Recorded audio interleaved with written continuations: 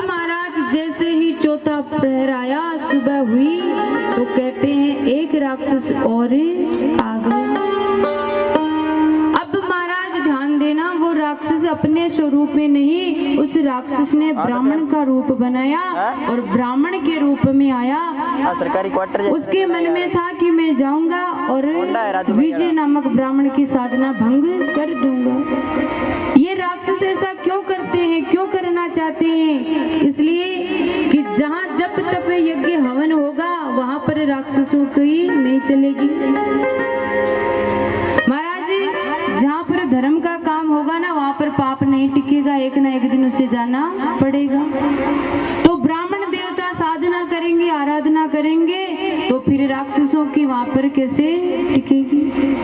तो राक्षस मन में विचार कर रहे हैं कि हमारी शक्तियां कम ना हो जाए, इसलिए वो बाधा डालते हैं। सन्यासी के रूप में आया, वीर बर्बरिक ने देखा, अरे कोई महात्मा जी आ रहे हैं, अरे लगता है कोई भगत है, जाकर राम राम, जय श्री कृष्णा, जय श्री श्याम जो भी किया। संत समझकर प्रणाम किया। ध्यान से सुने, बोलिए लखदातार की। तो उस राक्षस ने कहा, हाय हाय, छी छी छी, ये क्या हो रहा है यहाँ पे? अरे हवन कर रहे हैं, हवन में पता नहीं कितने जीवों की हत्या होती है। अरे हवन में लकड़ी देते हो, लकड़ी में जीव जंतु होते हैं, जीव जंतु की हत्या होती है, ये काम तो अच्छा नहीं। अब ध्यान देना, जैसे ही बर्बरिक ने सुना कि ब्राह्मण होकर हवन के बारे में ये बोल रहा है, लगता है ये कोई सन्यासी नहीं है। अगर ये संत होता, सन्यासी होता, तो इसको सब पता होता कि हवन करने के कितने फायदे होते हैं। ये कोई और ही है महाराज। ध्यान लगाया, समझ में आया कि ये तो राक्षस है। अब तो महाराज बर्बरिक को क्रोध आया और बर्बरिक क्रोध में जोर से गरजे, इतने जोर से गरजे महाराज कि राक्षस को अपने स्वरूप में आना, राक्षस अपने स्वरूप में आ गया और बर्बरिक से कहने लगा कि अरे बर्बरिक, तुम्हारा जन्म राक्षस कुल में हुआ, तुम इनकी सहायता मत करो, अगर तुम इनकी मदद करोगे तो फिर हमारे कुल का विनाश हो जाएगा। अरे हम दोनों एक हैं, हमें तो इनको यहाँ से भगाना चाहिए। वीर बर्बरिक बोले कि कौन किसको भगाते हैं ये अभी पता लगेगा। और कहते हैं महाराज, देखते ही वीर बर्बरिक जोर से उसके पीछे दौड़े, आगे आगे राक्षस, पीछे पीछे बर्बरिक, आगे राक्षस, पीछे पीछे बर्बरिक, और चलते चलते चलते चलते चलते चलते चलते चलते चलते बहुत दूर चले गए। और कहते हैं उस राक्षस ने अपने जितने भी बिरादरी के राक्षस थे उन सबको बुला लिया। पूरे 9 करोड़ राक्षस वहां पर आ गए। नाग लोग पार करके महाराज चले गए। गुफा में जाकर वो राक्षस तो घुस गया, बाकी सारे राक्षसों ने वीर बर्बरिक को घेर लिया। इधर माताओं बहनों भाइयों, वीर बर्बरिक बलशाली है, बलवान है, मेरे श्याम है, युद्ध करने लगे और एक के साथ एक एक करके कहते हैं पूरे राक्षसों को मार दिया। कितने राक्षसों को? 9 करोड़ राक्षसों को मार दिया। और कहते हैं वो जो सन्यासी बना था राक्षस, उसका भी उद्धार करके वीर बर्बरिक वापस आने लगे। तो जैसे ही वापस आए तो कहते हैं नागराज वासुकी वीर बर्बरिक को मिले और वासुकी ने कहा कि हे वीर, तुम कौन हो? आज तुमने बहुत बड़ा उपकार किया है कि तूने सारे राक्षसों को मार दिया। अरे तुम्हारी माँ का नाम क्या है, तुम्हारे पिता का नाम क्या है? कि हे वीर, तूने उपकार किया है और हम सब नागों को जीवन दान दिया है। अरे ये जो राक्षस है ना, ये राक्षस है, ये इतने पापी हैं कि हम नागों को जीने नहीं देते। आज आपने इनको मार दिया, इनको मारकर आपने नागलोक को सुरक्षित कर दिया। मांगो, आपको क्या चाहिए? हम आपसे अति प्रसन्न है, वरदान देना चाहते हैं, आपको क्या चाहिए? वीर बर्बरिक बोले, अगर आप हमें कुछ देना चाहते हो तो बस बस इतने सी कृपा करो कि ये जो ब्राह्मण देवता आराधना कर रहे हैं आप इनकी रक्षा करो, इन्हें आराधना करने के लिए एक छोटा सा स्थान दे दो, एक छोटा सा स्थान दे दो। जब ये बात कही तो सारे नागों ने कहा कि हे वीर, धन्य हो तुम्हें और धन्य है तुम्हारी माता कि तूने निस्वार्थ भाव से हम सब की मदद की, और जब मांगने का मौका मिला तो तूने क्या मांगा? एक ब्राह्मण को साधना करने के लिए तूने जगह मांगी, तुम्हें धन्य हो, आशीर्वाद दिया। उसके बाद महाराज वीर बर्बरिक वहां से निकले तो जैसे ही आ रहे थे तो सामने कुछ नाग कन्याएं मिल गई। नाग कन्याएं ने वीर बर्बरिक को रोका और कहा, तुम कौन हो वीर, कहां से आए हो? वीर बर्बरिक ने सारी बात बताई कि पांडव कुल में मेरा जन्म हुआ है और बर्बरिक मेरा नाम है, भीम का पुत्र घटोत्कच पुत्र हूँ। नाग कन्या बोली कि हे वीर, जब तुम जा रहे थे उस समय हमने देखा कि राक्षस आगे भाग रहा तो आप पीछे भाग रहे थे, वो राक्षस कहाँ है? वीर बर्बरिक बोले, चिंता मत करो, उनका कल्याण हो गया है। अब उसके बाद कहते हैं आगे वीर बर्बरिक ने पूछा कि हे नाग कन्याओं, तुम जिस शिवलिंग की पूजा कर रही हो, आराधना कर रही हो, ये शिवलिंग किसने बनाई है? रोज हम पूजा करते हैं, शिवलिंग का दर्शन किया, उसके बाद 4 रास्ते चारों ओर जाते हैं। उन रास्तों के बारे में नाग कन्याओं ने वीर बर्बरिक को बताया। बताने के बाद माताओं बहनों भाइयों सारी नाग कन्याएं आ गई और वीर बर्बरिक से कहने लगी कि हे वीर, हम आपसे विवाह करना चाहते हैं, हम आपसे विवाह करना चाहती हैं। वीर बर्बरिक बोले कि ऐसा तो नहीं हो सकता, हमने वचन लिया है। तो महाराज हाथ जोड़कर आराधना करती है कि जैसे ही हमने आपको देखा हमारी लगन आपसे लग गई, हम आपसे विवाह करना चाहती है। क्या नाग कन्या ये वीर बर्बरिक को कहती है? लगन मन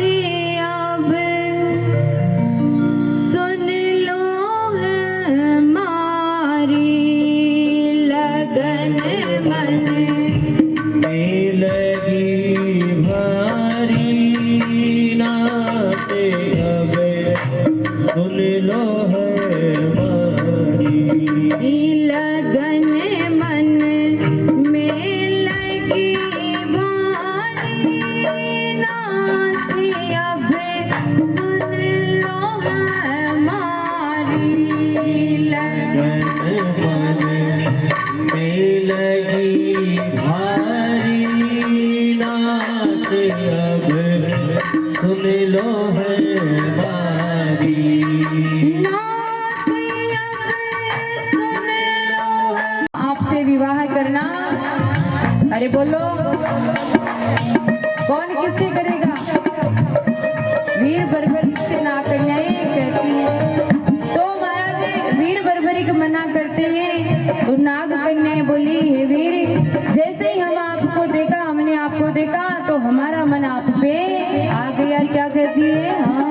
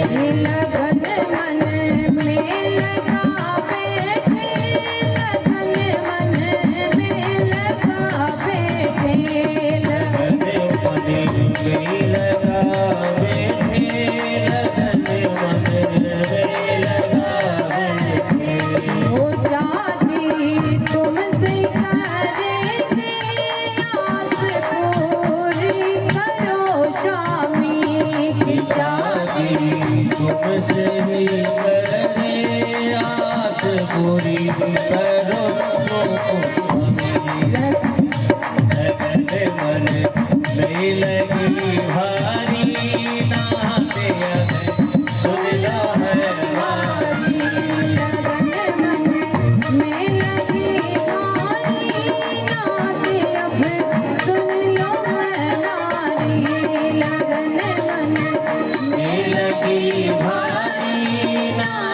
अब सुन लो हमारे। बोलिए लखदातार की कि जब से देखा है तुमको लगन मन में लगा। हम आपसे विवाह करना चाहते हैं। वीर बर्बरिक ने कहा है कन्याओं ध्यान से सुनो कि हमने वचन लिया भारी जीवन भर ब्रह्मचारी का, कि हमने अपने गुरु के सामने भगवान के सामने वचन लिया है कि हम जीवन भर ब्रह्मचारी रहेंगे, हम विवाह नहीं करेंगे, घर नहीं बसाएंगे। नाग कन्याओं हमें क्षमा करो, आप कृपा करो, हमें ये मार्ग बताओ कहाँ कहाँ जाते हैं, हम आपसे विवाह नहीं कर सकते। नाग कन्याएं समझ गई वीर बर्बरी के भाव को, भक्ति को देखा तो सारी नाग कन्याओं ने वीर बर्बरी को प्रणाम किया और कहा कि हे वीर हम आपको नहीं रोकेंगे। उसके बाद माताओं बहनों भाइयों वीर बर्बरी के वापिस वही महिसागर संगम पर आते हैं। इधर कथा थोड़ी अलग मोड़ ले रही है कि हस्तिनापुर में इंद्रप्रस्थ में रहते हैं तो पांडवों ने एक बार क्या किया कि बहुत बड़ा यज्ञ किया और यज्ञ में सबको बुलाया। दुर्योधन भी वहां आए और पांडवों के महल ऐसे दिख रहे थे कि जल में स्थल और स्थल में पता नहीं क्या कहाँ है। दुर्योधन देख के जा रहा था, मन में विचार कर रहा था कि हमने तो इनको ऐसे ही निकाला, अरे ये इतने पैसे वाले यानी इतने इनके ठाट कैसे हो गए। मन में उसके ऐसा भाव था। तभी माताओं बहनों उसे दिखाई नहीं दिया और एक खड्डा था, खड्डे में पैर चला गया और दुर्योधन नीचे गिर गया।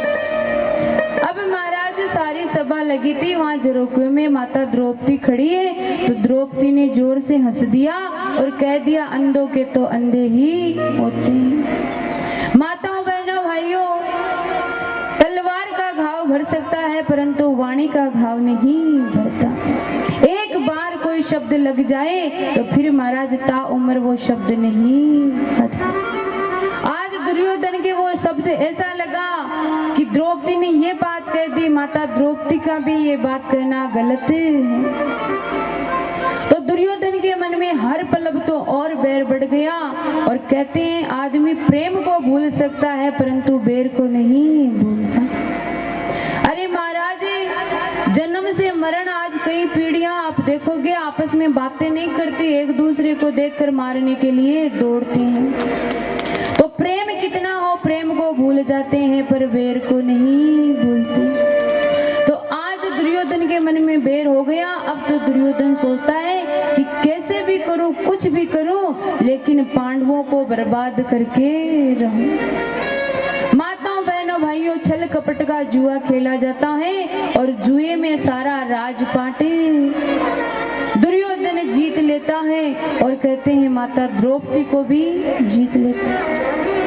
आज भरी सभा में माता द्रौपदी का अपमान करता है और पांडवों को 12 वर्ष का वनवास और 1 वर्ष का अज्ञातवास होता है। पांडव वनवास के लिए निकले, महाराज जंगलों में भटक रहे हैं। 5 पांडव और माता द्रौपदी इधर उधर चारों ओर जा रहे, ना रहने का ठिकाना, ना खाने का, ना पीने का, प्यास से व्याकुल हो रहे हैं। प्यास लगी है, चारों ओर देखा पानी नहीं मिला, कहीं भी पानी नहीं मिल रहा। अब तो महाराज चारों भाई इतने थक गए कि एक स्थान पर बैठ गए। स्थान पर बैठ गए और बैठने के बाद भीम से कहा अरे भीम तुम इधर उधर कहीं देखो, तुम्हें अगर पानी मिले तो पानी लाकर दो, हमसे आगे नहीं चला जाएगा। भीम माताओं बहनों चारों ओर पानी ढूंढ रहे थे तो कहते उसी जगह पर आ गए जहाँ पर बर्बरिक तपस्या कर रहे थे। महिसागर संगम तीर्थ पर वीर बर्बरिक बैठे, वहीं पर भीम आए और कहते हैं आकर सरोवर में पानी पीने लगे। पानी का सरोवर तालाब माताओं बहनों मल मल कर हाथ धो रहे थे, चेहरा पैर धो रहे थे, कुल्ला भर भर कर थूक रहे थे। तभी वीर बर्बरिक आ गए, वहां आए और कहा अरे महात्मा आप कौन हैं? अरे दिखने में आप खानदानी लगते हो, बढ़िया परिवार से लगते हो और आपको पता भी नहीं है आप कितना बड़ा अपराध कर रहे हो। अरे ये कोई साधारण नदी नहीं, ये कोई तालाब नहीं, ये एक तीर्थ है और तीर्थ में आप यूं मलमल कर नहा रहे हो, कुल्ला करके थूक रहे हो, ये गलत बात है। आप इतने बड़े होकर आप में ज्ञान नहीं है।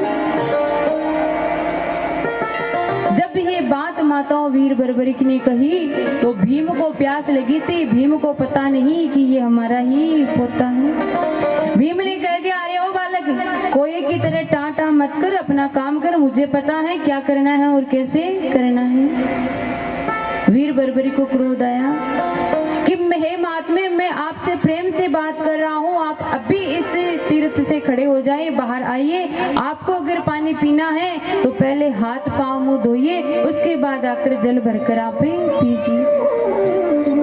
अब इतनी प्यास लगी माताओं भीम को कुछ दिखाई नहीं दे रहा, भीम तो बस पीते ही जा रहे।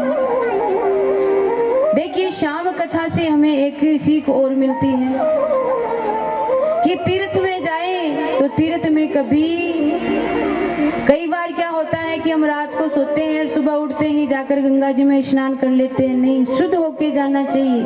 गंगा मैया पवित्र है, उनको गंदा नहीं करना चाहिए।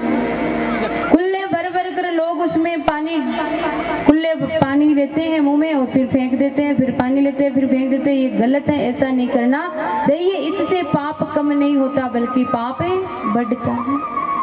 तो आज महाराज भीमसेन भी प्यास से पीड़ित है, इधर बर्बरिक को क्रोध आ रहा, दोनों में बातें बढ़ी और बढ़ते बढ़ते इतनी बातें बढ़ गई कि महाराज युद्ध करने की बारी भी मानो आ गई। बर्बरिक ने कहा, मैं आपको पानी ऐसे नहीं पीने दूंगा, और भीम ने कहा कि मैं तो पानी पीकर रहूंगा, मैं पानी पीऊंगा, तुम कौन हो, चला जाए यहाँ से। दोनों में आपस में बातें करते महाराज युद्ध पर बात बन आई। एक दूसरे की बात नहीं मानी तो बर्बरिक ने क्रोध ने कहा कि हे महात्मे, मैं इतनी देर से आपकी इज्जत कर रहा हूँ, आपको प्रेम से समझा रहा हूँ, परंतु मुझे लगता है आपको मेरी बात समझ में नहीं आएगी। आप ऐसे नहीं मानोगे। महाराज पास में पेड़ खड़े थे, कहते हैं पेड़ों को उखाड़ कर युद्ध करने की बारी आई तो महाराज बर्बरिक ने भीमसेन को अपनी हाथों में उठाया और सरोवर में फेंकना चाहते थे। कहते हैं जैसे ही हाथों में उठाया और सरोवर में फेंक रहे थे, उसी समय आकाश में भगवान शंकर प्रकट हो गए। बोलिए शंकर भगवान की। शंकर भगवान आकाश में प्रकट हो गए और कहा, हे वीर बर्बरिक, तुम ये क्या कर रहे हो? अरे तुम जिनको उठा रहे हो तुम्हें पता है ये कौन है? भगवान शंकर ने बताया कि ये तुम्हारे दादा है। माताओं बहनों भाइयों, जैसे ही बर्बरिक को पता लगा कि ये मेरे दादा है, तुरंत नीचे उतारा और ग्लानि हुई मन को हाथ जोड़कर चरणों में गिर गई। अरे मैंने अपने परिवार वालों को नहीं पहचाना, मैंने अपने दादा को नहीं पहचाना। अरे मैं छोटा हूँ और मेरे दादा के साथ मैंने युद्ध किया, ये मैंने अच्छा नहीं किया। महाराज भीमसेन ने कहा, कुछ नहीं बेटा, अज्ञानता में सब कुछ होता है, तुझे पता नहीं था और मेरी भी गलती थी, मुझे भी हाथ पांव धोकर पानी पीना चाहिए, परंतु मैं प्यास से इतना व्याकुल था कि मुझे कुछ भी पता नहीं रहा। आज बर्बरिक अपने चारों दादा से मिलते हैं, दादी से मिलते हैं, उसके बाद कहते हैं वापस आए तो पांडव तो आगे चले गए, परंतु बर्बरिक के मन में जो ग्लानि थी वो दूर नहीं। बर्बरिक ने सोचा कि मैंने इन हाथों से अपने पितामह का अपमान किया है। अरे मैंने अपने दादा को उठाकर सरोवर में फेंकना चाहा, उन्हें मारना चाहा, ये तो मैंने बहुत गलत किया। अब मैं इन हाथों को, इन शरीर को नहीं रखूंगा। और माताओं बहनों भाइयों, कहते हैं वीर बर्बरिक उसी तीर्थ में, उसी तालाब में कहते हैं कूद अपने आप को समाप्त खत्म करने के लिए। जैसे ही कूदे तो कहते हैं देवियों ने गोद में ही चले। हे वीर बर्बरिक, तुम ये क्या कर रहे हो?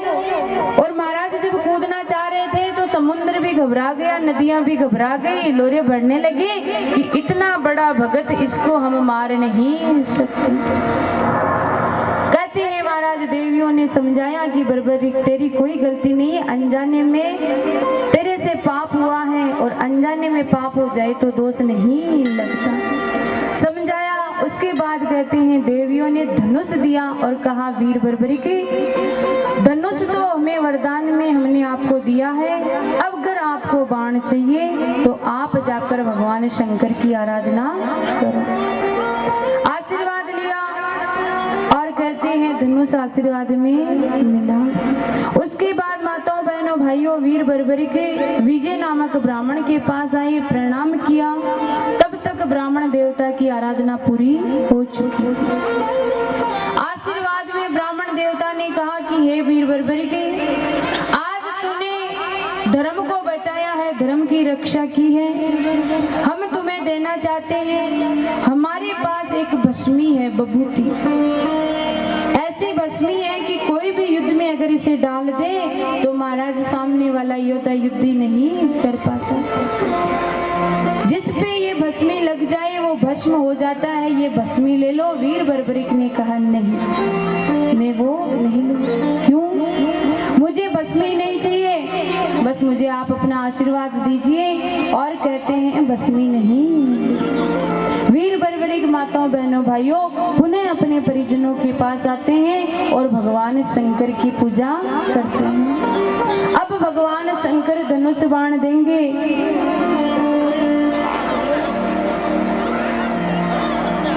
और वीर बर्बरी के भगवान की आराधना करेंगे और भगवान शंकर 3 बाण उन्हें आशीर्वाद में देंगे।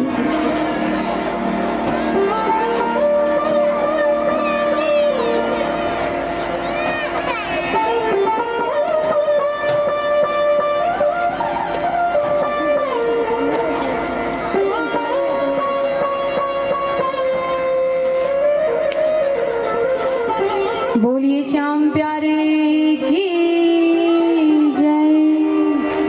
और किस प्रकार बाबा श्याम को वीर बर्बरिक को भगवान शंकर धनुष देंगे वो कथा हम थोड़ी देर पश्चात सुनेंगे। आइए, बाबा श्याम का दरबार है, श्याम कथा चल रही है और बाबा श्याम को फूल अति प्रिय है। पुष्प से बाबा श्याम, इत्र से बाबा श्याम अति प्रसन्न होते हैं। आप आज की कथा में देखेंगे कि बाबा श्याम खाटू में कैसे उनका शीश प्रकट होगा, लेकिन उससे पहले हम उत्सव मनाएंगे बाबा श्याम के फूलों की होली का। तो सभी मिलकर बाबा श्याम की इस उत्सव का आनंद ले। और हमारे बीच में ठाकुर जी की बड़ी ही सुंदर झांकी है, तो आप जगह बनाइए, वो झांकी आ रही है और सभी मिलकर हम उत्सव का आनंद लेंगे। कोई ताली की सेवा देगा, कोई नाचकर बाबा के चरणों में हाजिरी लगाएगा, तो बड़े भाव से सेवा करेंगे। हरि ओम।